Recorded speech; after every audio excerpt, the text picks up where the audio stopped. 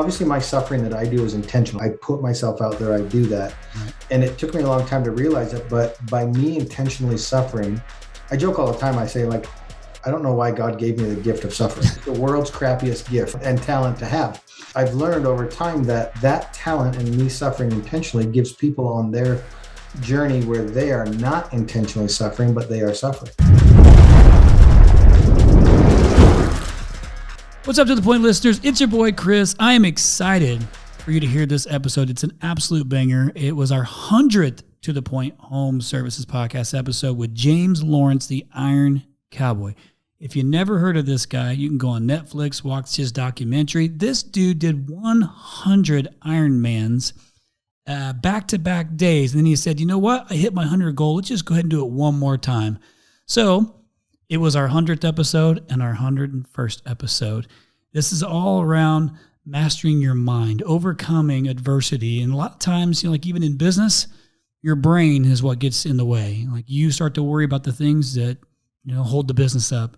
Well, if this dude can run 101 Ironmans back-to-back days, mind over matter is really a thing. When you think you don't have enough, you still got 40% left more in the tank. Enjoy this episode with Iron Cowboy. What is up, To The Point listeners? Have we got a banger for you today on multiple reasons, man. It's a big day here on To The Point. I am your host, Chris Yano, along with my co-host, Mr. Tall Paul Redmond, rocking the little baby stash he's got going on there. But we have another guest host today, too. And it is my friend, Mr. Dan Antonelli. Kick Charge Creative is a strategic partner of ours at RYNO Strategic Solutions. Dan, welcome as your first time being a co-host, brother. What's up, boys? I feel like I'm so famous, this whole thing. I'm here. Your family, bro. Your family, you're in it. You're in it. And listen, it worked out like this was the universe in action because just works like that. It just is awesome because, both of you are into cycling. And it just so happens that our guest that's on today might have rode a bike a time or two. A time or two. Might have done that a time or two. A few times. I call it dabbling. Dabbling. He's dabbled in cycling just a little bit. Hey, man, I saw a video. I can't remember. I think it was on your documentary where you ate shit on a bike and dumped it. I think you were a kid. Like you're just a little boy. And you dumped it and got off and were like cheering. I was like, yeah. I think that's pretty indicative of like kind of what the mental toughness, like how tough this kid is. He ate it on this video and then he gets up and like cheers. So it's pretty funny. Who knew that would set the standard for what I do the rest of my life? Right. It's so awesome. Eat shit and celebrate. Well, I'm super stoked to have you on, and I'm going to go ahead and do the introduction first, and then I'll kind of talk about some more things. But we do have the Iron Cowboy, Mr. James Lawrence, on the show today. And if you don't know who he is, just Google it, and then you're going to be amazed. But listen, you're going to hear. About to find out. It's amazing. And so Guinness World Record triathlon holder, author, phenomenal speaker, bro. Like, crush it on your speech, man. Anytime I get goosebumps or you make me emotional, I know it's good. And so for being such a tough guy, man, I know there's a heart in there pounding away too. I saw a little bit of that vulnerable side to you. You have to, and you've got 5 kids and 4 of them are girls. That's right. I got 3 girls, 1 boy. You got 4 girls, 1 boy. I got 3 girls too, man. They're rough. It's rough. Well, I am excited, man, to have you on here. Thank you for making the time for us. I know you get tons of inquiries, brother. And let me just tell you what, your daughter Lucy, she's a champ. She's fantastic, dude. She was like on trying to help getting us squared away. So she's amazing. And so anyhow, if you haven't heard of James Lawrence, I want to just mention a few things too that I think are really important for you to know. And that is, dude, you got a book that I was able to get. We got to quickly meet each other kind of across the room at RoofCon where you were speaking. And I was able to get your book, Iron Cowboy, Redefine Impossible. I'm only about 40 pages in, man, to that thing. So it's because I got sucked into the documentary and I started listening to the podcast. I listened to my man Ed Milet's podcast with you just to kind of hear what Ed was saying and heard your story. And but check out his book, Iron Cowboy, Redefine Impossible, which you can get on Amazon or pretty much, like that's probably do you have any other locations where you can snag that thing, James? Yeah, Amazon's the best place. And if you want a signed copy, just ironcowboy.com. Right on. And then obviously awesome. You can check out the documentary too. I've had that on Amazon Prime. I don't know if it's cool. So like I saw it on there, I watched it, but the documentary's on Prime. Yeah, it's pretty sweet. So I would recommend you go and check it out. But this, I'm talking about a guy that has mastered mental toughness, and we all go through it. So even though he's not, in the HVAC business, the plumbing business, and the in the electrical business, roofing business, whatever it is, His business is actually, I would say, arguably a little bit tougher, for sure, mentally tougher, based on what I've heard. But a lot of these things are applicable when you say too, because we all run into the same problem, like these mental traps that we get into. We make ourselves believe that we can't move our businesses forward because we can't do this or can't do that, or somebody does this better than me. I've certainly fell into that trap too, growing our company. But a lot of times, I think I heard, statistic, I'm going to get it wrong. I know James is going to correct me, but it's when you think that you are done, you still got another 40% left in the tank or something along those lines, where point being is when you think you're done, you're actually not even close to being done. It's your mind kind of playing tricks on you. So everybody that's listening to this podcast right now, I want to make sure you take copious notes. All right. So this is the start of your journey. That might be the biggest word I've used in a long time. Copious. It's good. So, hey, but real quick, dude, one thing I didn't know that I found out, and I love bringing this up every chance I get, because anytime we have somebody who's into cycling that comes on, Paul loves to go on this rant about how he's likes cycling too. But I don't know if you guys noticed or not, but my man, James Lawrence, was a wrestler. Always. It all comes back to wrestling. That's right, man. I wrestled all through high school and college. 103. That's right. I was a little guy, just a little bitty guy. So I respect, it made me understand a little bit more about who you were, because I love a good wrestler mentality. Dude, I love it. I think, I get asked all the time, hey, how do I become more mentally tough? And so I started to go back in my journey and kind of see where the mental toughness journey started, because my answer to that question is we're all born with a certain level of mental toughness, and then it's a skill set that you have to cultivate and grow. And so I kind of started to backtrack my journey and where it kind of all started. And it was through sports and athletics. And then specifically, I gravitated towards wrestling and ended up being doing wrestling full time. And so I attribute a ton of my mental toughness beginnings back to those days of wrestling. I love individual sports. Like if I win or lose, it's my fault. Yep. And there's a lot of lessons on the mat that you can learn when it's just you, another guy. And if I win or I lose, it's my fault. And then I got to make adjustments. To the mat and see if I've improved. And it proof's always right in the pudding, how much work you put in.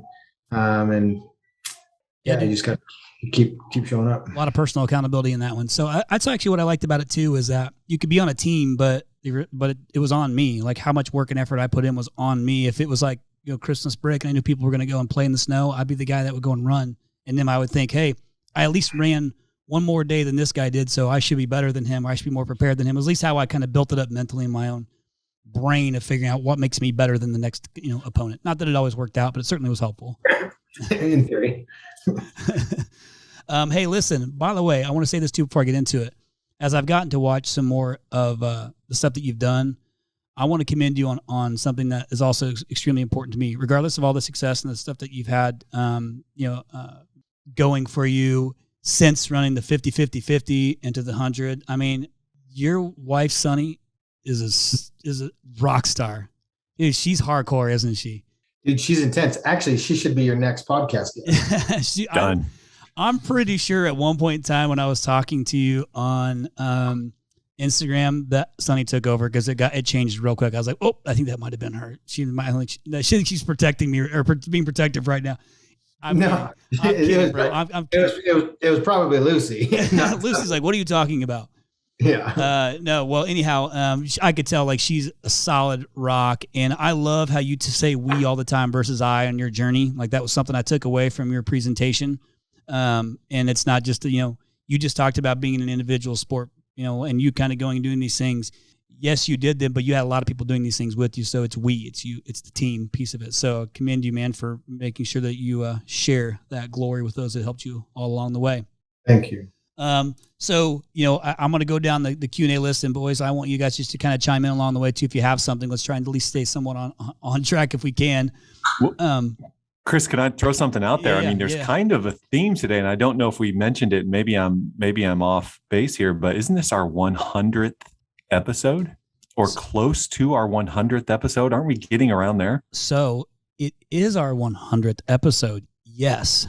Wow. However, I was going to bring it up a little bit later. So thanks, Tall Paul, for throwing that out there. I ruined it. Yeah, I ruined it. We haven't even gotten to that part yet, but yes, this is our 100th episode. That doesn't mean anything to anybody at this point, so we can still surprise them. That's right. That's right. Yeah, they don't even know the context and the special, like, this is a special day. So back to your questions, Chris. And the listeners, now you're going to just keep listening to connect the dots. You got it, James. I got to know why. So there you go. So let's go ahead and get this thing rocking and rolling. Now, everybody has a start to their journey, and it might look different.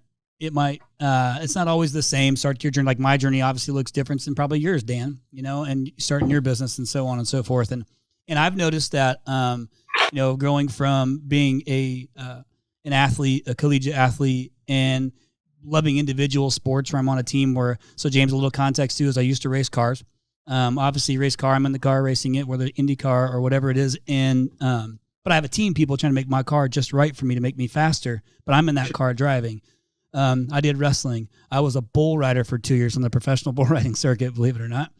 But If you notice a pattern there, it's kind of these individual sports that I like to have done. And I just like to challenge myself to go down this path. But I don't know that I always knew exactly what I was doing. I just kind of did it. I didn't really put a plan in place. I just knew hey, I got to keep learning from what I'm doing and just start the process and start to learn from it. So everybody's journey is a little bit more, maybe some people are more planned out than mine. Maybe yours was more planned out than mine. I'm ADHD, so I'm probably all over the place on trying to figure out how did I start my own journey. But everybody has one. And what was yours? Would you say that that wrestling was that was the start of everything for you? I mean, looking back on it, that would be the start of my journey. And like you, I've kind of gravitated towards individual sports too. Like if you look at the three sports that I love to do the most, it's wrestling, golf, and triathlon. And all three of those are individual type sports that require obviously coaching and the team and everything to get you to that moment. But then it's all eyes on you. And so, yeah, I think my entire career has been building blocks or foundational to where I am today.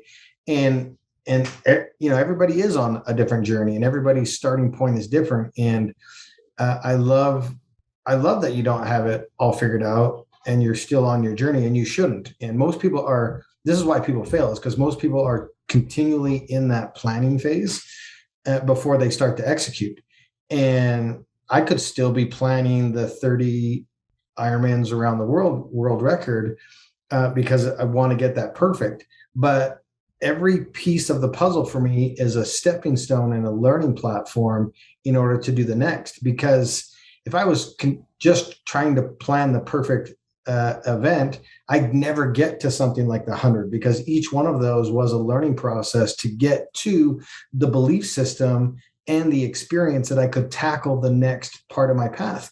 And if you don't start, then doors will never open and you won't learn the lessons you need to learn, because you don't know what lessons are to be learned, because you're sitting putting pen to paper trying to map out the perfect plan. And that's the perfect plan to failure, because at some point in time you have to start. And I want everybody to understand that none of us start out as the expert.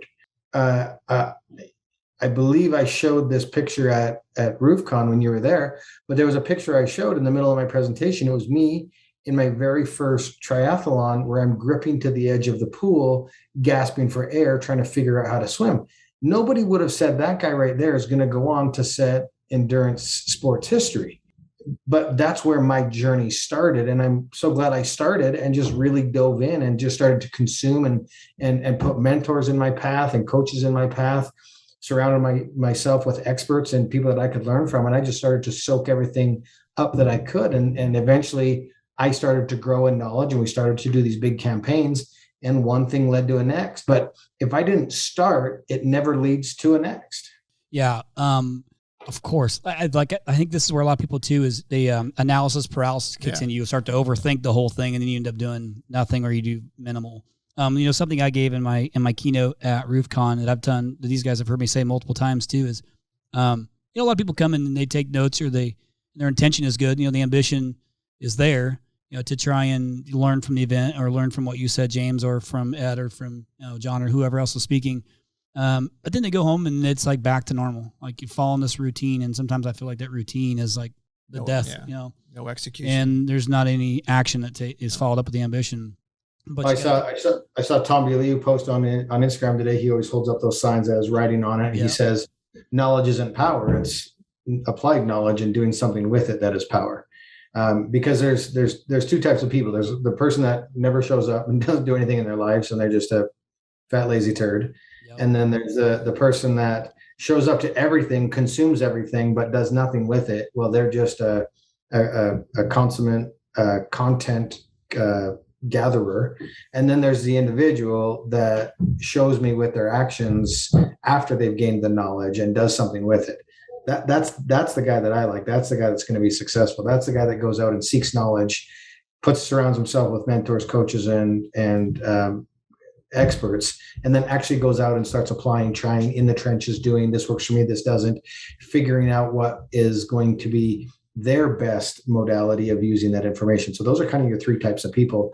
And I have a lot of respect for number three, the person that actually has a desire to learn and gain knowledge, and then takes that knowledge, applies it, and then tweaks it for them so that it works best for them on their journey. So where were you when you decided to be that third person, and what did it look like, and where are you now? Tell our listeners. I thought you were with us. I thought you were going to ask me, where was I when Tiger Woods won the Masters? Well, you can probably answer that, right? After the greatest sports comeback in history. Unbelievable. How do you really feel? And I know exactly where I was, and I was crying. Restate your question, please. So when did you decide to be the radical, action-oriented person you are now? What was that first moment like, and where are you now? Explain to our listeners kind of the journey you've been on with triathlon and with all of that over the years. With the distance triathlons. Yeah. What's crazy is I'm not naturally that third person. It's something that I have to really work on. I am just like everybody. I think inherently, we are lazy men. And a lot of us, you don't want to work hard, and you don't want to take you want to take the path of least resistance, but that's not where growth comes from. And so I think I learned a lot of those lessons through wrestling. I learned, self-control and management of my mind through golf. And then triathlon and the journey that we've been in. I mean, I've broken three world records. I've ridden my bike to the top of Mount Kilimanjaro. I've run 235 miles across Greece. We've done just 100 alone was 14,000 plus miles in a quarter of a year with 0 days off.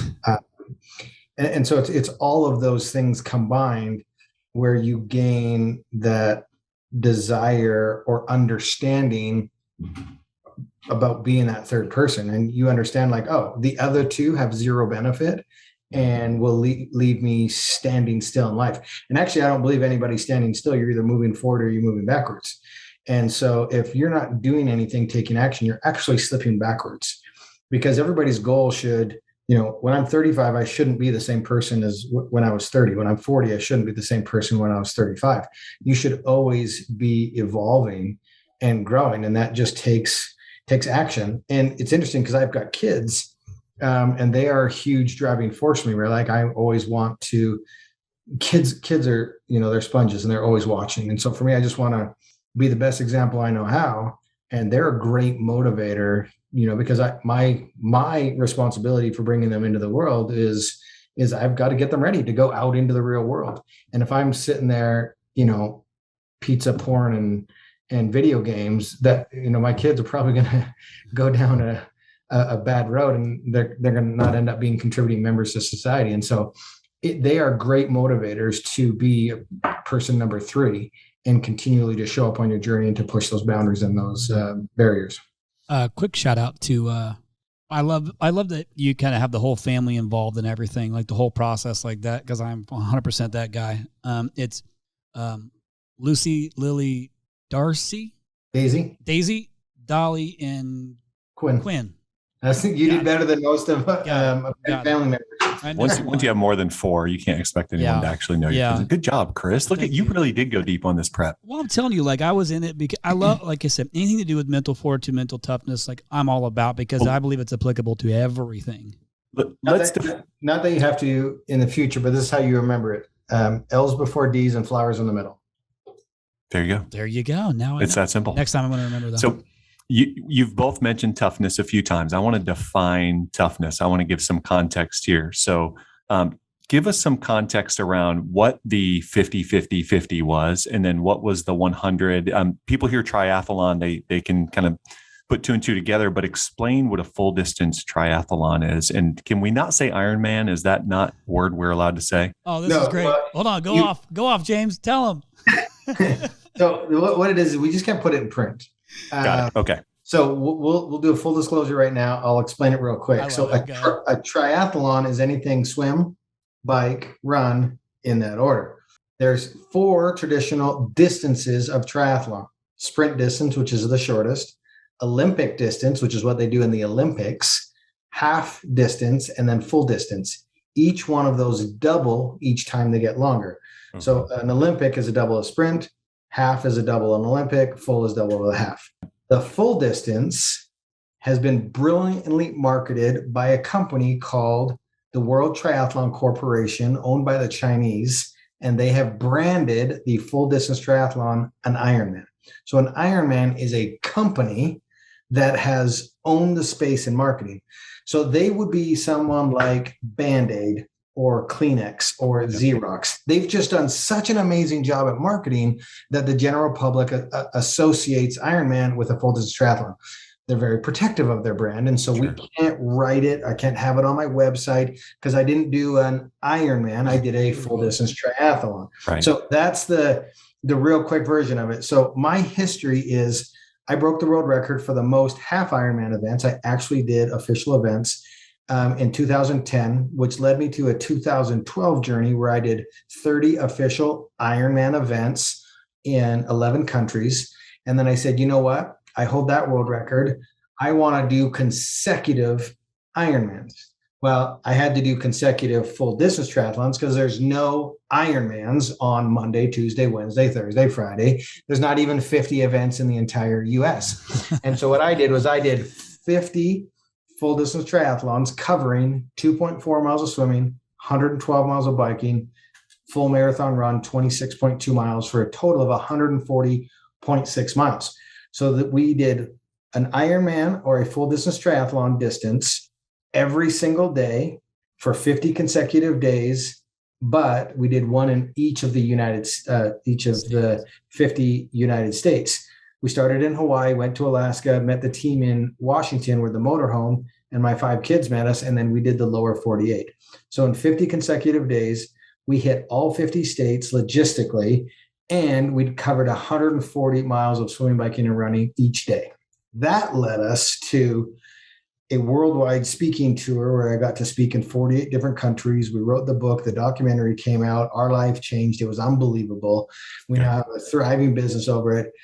2020 happens, the pandemic hits, the world shuts down. My calendar gets wiped clean. I'm bored. I come up with the Conquer 100 because the original goal of the 50-50-50 was to find out how many consecutive full distance triathlons I could do. Well, logistics and chaos got in the way, and I was averaging less than 4 hours of sleep a night. We were completely exhausted. We were always dealing with problems.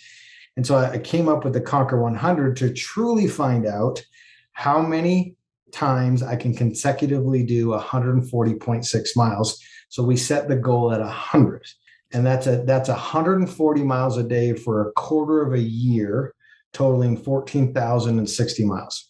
That was accomplished March 1st through June 8th, 2021. Oh my gosh. I don't even know where to start. I have so many questions. Yeah. Go. Because you did 100. Yeah. And I was following the journey on Instagram. Okay. So, your team around you, led by your daughter, I think, was kind of giving people updates, and people were, as you got closer toward 100, people started to gather around, and maybe they'd swim with you a little bit and run with you a little bit and bike with you a little bit. And I was getting chills as we were building towards 100. I'm telling you this from my perspective. So I'm watching this play out, and I see the 100th day, and I see all these people around you that love you and know you and have been following your journey. And I see this massive amount of people following you to the finish line at 100, right? And I see that lights go down over your home in Salt Lake, right? I put my phone down, I go to bed. Yeah. I get up the next morning, I'm going to cry. I get up the next morning and I look on my phone and you're back in the water. Yeah. By yourself. No friends, no family, no fanfare, no attention. 101. Why did you do 101? That's a great question.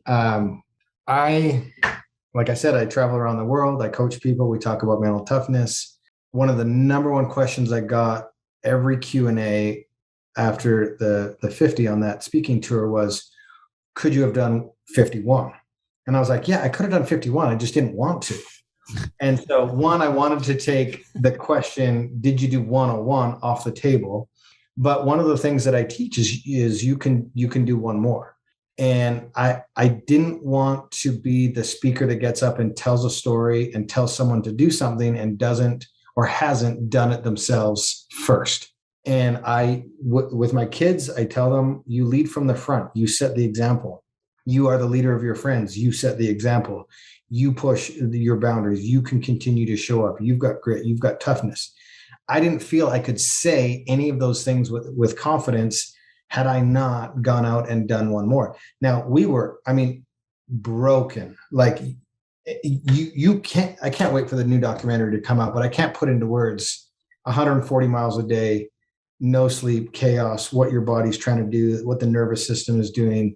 People just assume, hey, it was the 140 miles a day. No, as soon as you stop, you've got recovery. You've got, trying to figure out how to sleep. When I'm sleeping, my body is in fight or flight, trying to figure this out. I'm having night tremors and full body convulsions and hot sweats. And, it was 24 hours a day, 7 days a week, no days off for a quarter of a year. That's intense. So imagine you've achieved the goal. You've exceeded everybody's expectation. There's no asterisks. There's no question. You covered every mile. Like we mentioned when we were off the air, day number 1 was 18 degrees outside. We executed to perfection. And on day 59, I had a catastrophic bike crash. I got knocked unconscious, and we just recently found out that I broke my L5 vertebrae in that crash. And I did 41 more Ironman full distance triathlons with a busted back. And it's because I said I was going to do 100. And then when we had accomplished the goal and I was broken and I was defeated and I was exhausted, I could have stayed in bed. I could have started the next part of my journey, which was recovery.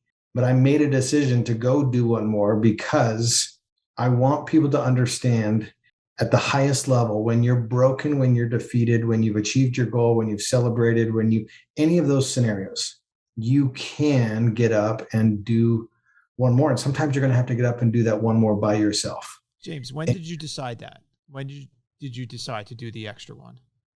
Yeah. So the concept was actually brought up really early in the campaign by one of my wingmen, Casey. And I almost punched him in the face when he said it because it was like day 15 or something. And I was seriously broken. That's where I was having the peak of the shin pain. I developed a stress fracture. We thought my leg was going to break during the marathon.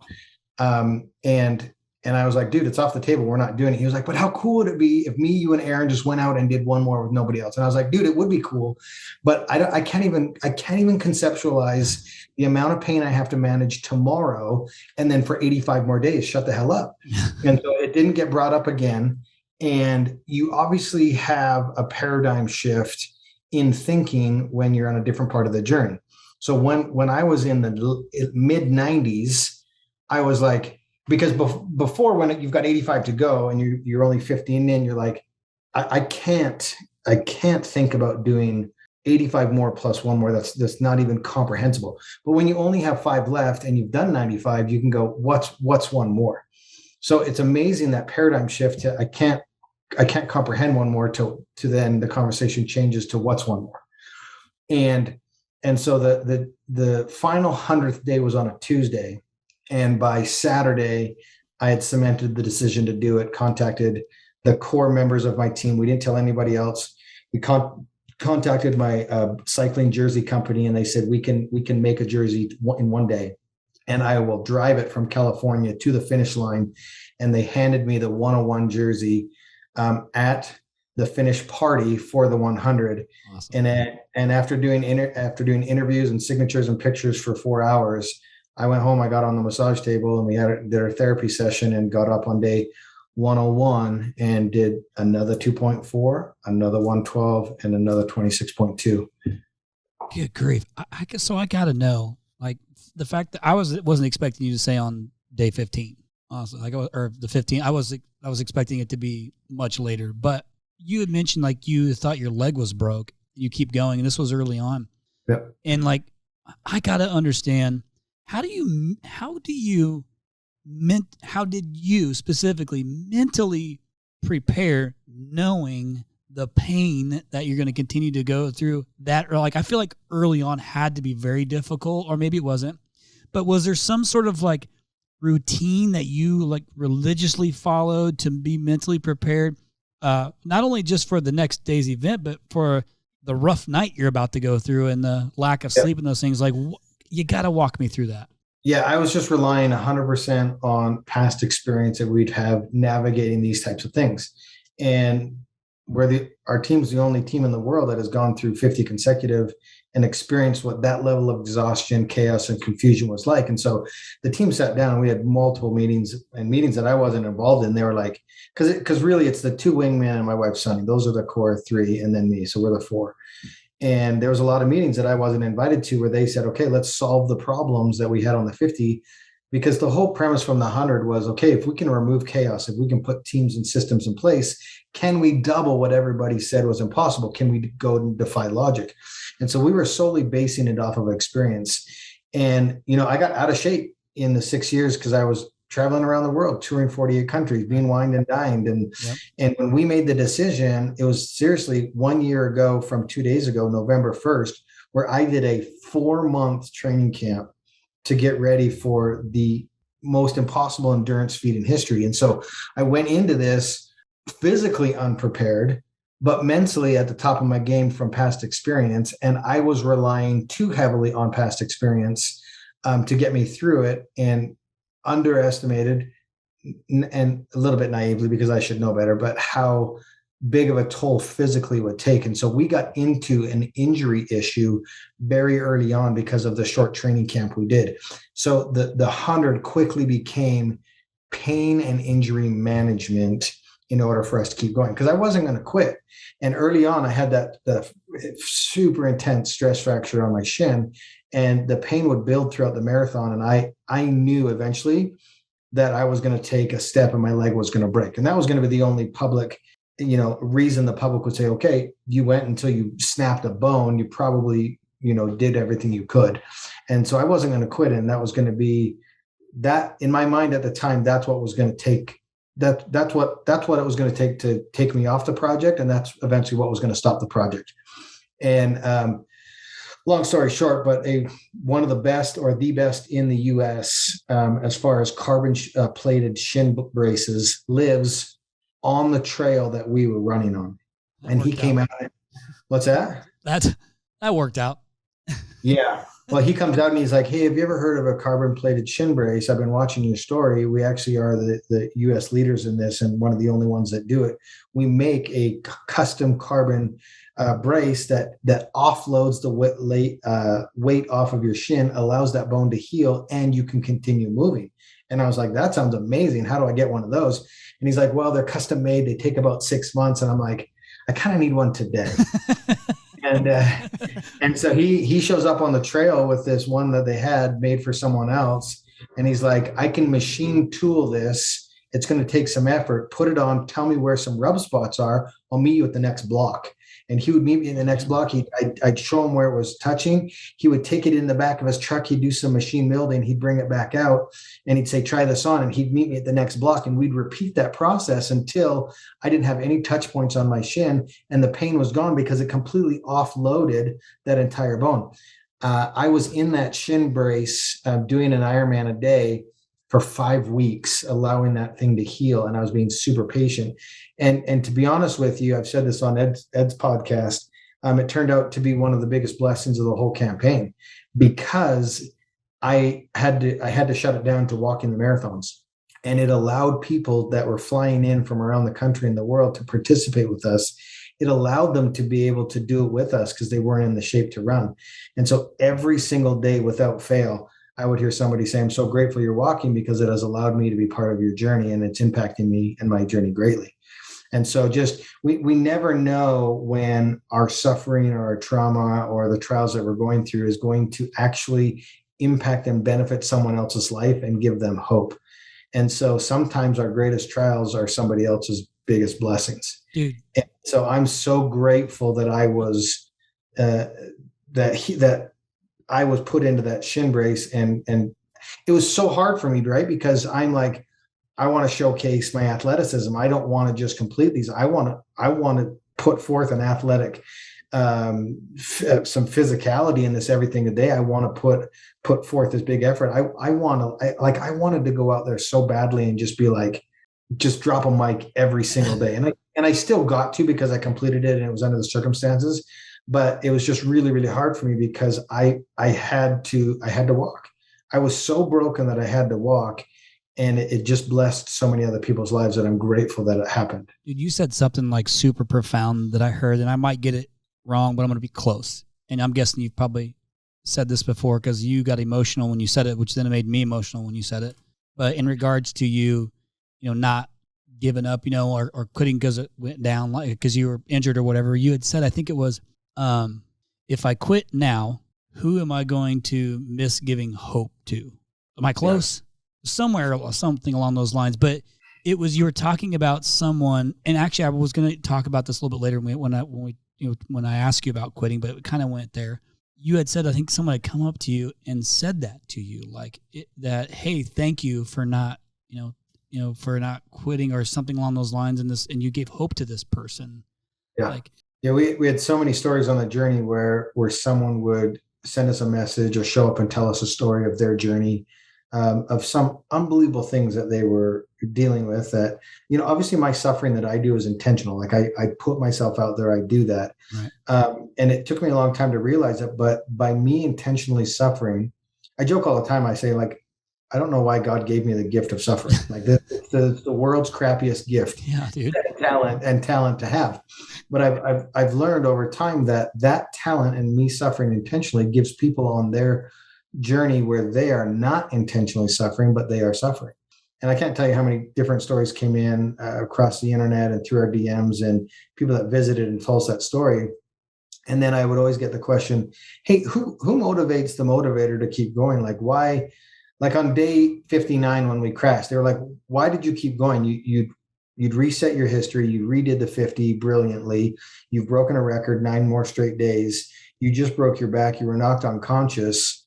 Why do any more, let alone 41 more and then 1 more on top of that? And that was my answer. My answer is because I don't know who hasn't heard our story yet and who I'm missing the opportunity to give hope on the journey that they're struggling through. And so for me, the person that motivates the motivator is the people that we're inspiring around the world and the people that are actually suffering because of a terrible incident that has happened in their life. And somehow our journey is giving them hope to continue on their journey. And if I quit on day 85, who am I missing? I got a message the other day from a lady, and she said, I had never heard of you. A friend of mine told me who you were. I showed up on day 100 and I ran that marathon behind you guys. And from that moment on, I've run a 5K every single day. I've completely changed my life.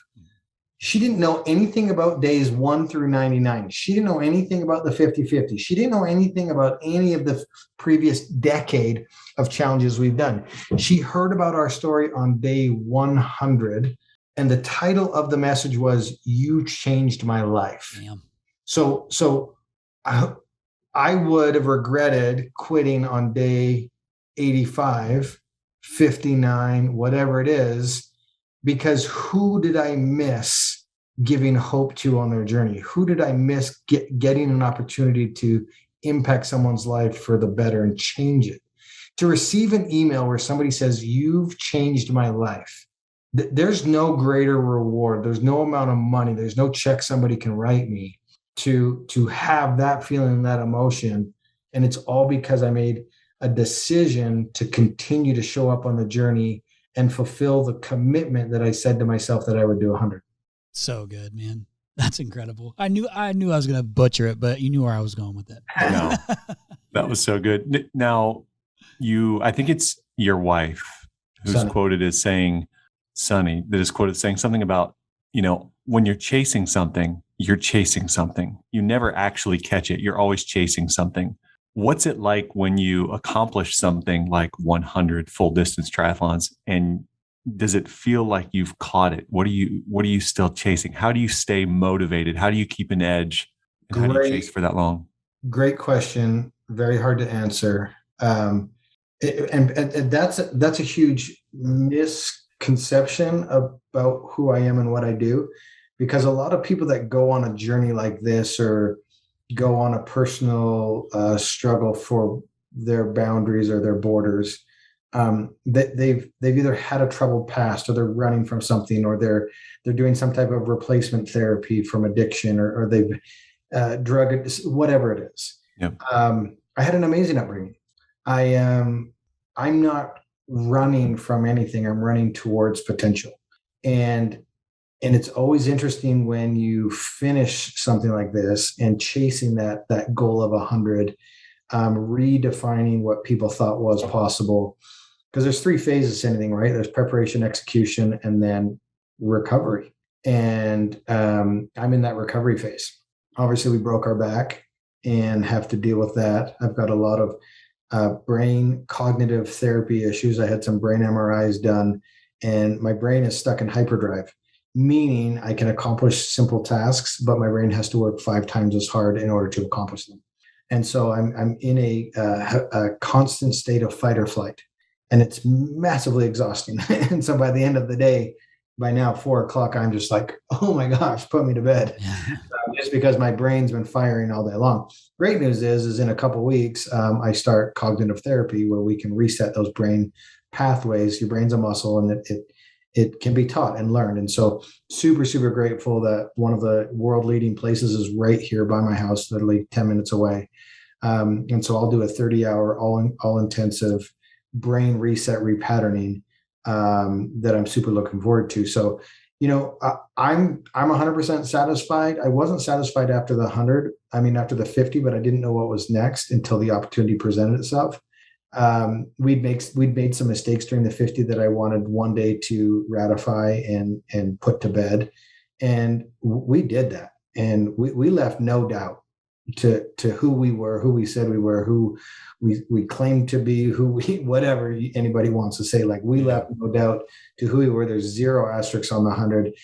Not a single soul on the planet can deny the fact that we covered that 140.6 every damn day, rain, sleet, snow, whatever it was, for a quarter of a year. It's incredible, dude. It's incredible. That was a vulnerable statement, talking about what you're going through in your recovery. Is that the compounding impact of endurance sports over a 10-year period of time, or did this 100 really set you kind of in a different pathway? I think for sure the 100 was an absolute tipping point. My entire career, I've had multiple concussions with bike crashes. I've obviously had a career of wrestling where who knows how many concussions. Back in the 90s, they were like, go sleep it off. You're fine, and there wasn't as much education as there is today on concussion protocols and things like that. And so I think it was my entire career. But the 100 really pushed it over the top. Getting knocked out in that bike crash was massive. And then you go into a protective state from the chaos, from the trauma, over a quarter of a year, and you slowly slip into that state. And I fully would have said I wasn't in a trance or protective state while I was in the 100 until I stopped and came out of it. Had somebody asked me on day 99 how many I could have done, easy answer, 200. because you're in that moment, you're grinding, and just you have limitless potential because your brain is so hardcore protecting you from what's actually going on. And that just showcases to the highest level how powerful the mind is. Well, day 102 and 103 happened, and I'm like, oh my gosh, I can't function. And my favorite story is I'm driving down the freeway with my wife, and the speed limit's 80 miles an hour. And she looks over to me and she goes, "Hey, sweetie, you're going 45 miles an hour. You may want to pick it up a little bit." And my kids would joke all the time. They're like, "Hey, Dad, can we help you find something?" Because I would just be like walking around the house right after the 100, because you don't know what to do. Your whole life is, or you do all these projects, and when you're in the middle of a project, you have one task, one objective, and then as soon as that's taken off the table, you go, I don't know what to do now. And then you tap onto it, the cognitive brain fog and confusion and coming out of a traumatic state where your brain's protecting you. It's scary. And you realize, holy hell, I'm the provider for 9 people. My wife's parents live with us too. It's like, I'm responsible for 9 people. I've got to get this right. And I got to get up on stage. I got to be able to deliver. It's a performance. It's exhausting up there. Yeah. I'm looking at my calendar in January, and I'm like, I've got 10 speaking events. And in 1 week I've got 6, and I'm just like, oh my gosh, if I don't fix this and I get to that point, I'm going to be on my back every night in a hotel room, just like completely wiped out. Yeah, dude. I don't feel like I almost just said, yeah, man, I know when I go and speak, every time I get off, I feel exhausted, but I don't want to sound like a big sissy compared to what you're doing. Well, no, even Ed Milet said it in his breakout thing. He's like, when I get up on stage, I pour everything I have into it. And I'm the same way when I'm on stage. Like, I get off and I'm like, whoo, that was like everything I had. I need to take a nap. And people are like, hey, let's go party. And I'm like, I need a hot minute. Like, I just gave you everything I had. And so, yeah, when I look at my calendar and I'm like, oh man, I've got 10 events in January. I'm like, oh boy, I gotta fix this real quick. You know what? I'm grateful. Yeah, you could not have it, and that would be way worse. You know what I mean? Like, oh my gosh, yeah, I am definitely not complaining. I will deal with the insane schedule I have coming up next year. I'm almost booked out the entire year for you, man. I'm excited for you. That's fantastic. It's cool that you get to continue to put the story to use again and again and again. And you probably don't even know the half of the people you've impacted by it. You know what I'm saying? Like, I don't know how you could, unless people are just constantly reaching out to you. I would say we know of less than 5% of the people we've impacted. Hey, to the point listeners, we have to take a break. Unlike James Lawrence, who doesn't take breaks, we have to turn this into a 2-parter. And how nice was it to hear old Tall Paul's voice again? Maybe not as good as Chad, or maybe it is. I don't know. But it was just good to reminisce on Tall Paul being a part of the podcast. But hopefully you enjoyed part 1, and make sure to turn in next week for part 2.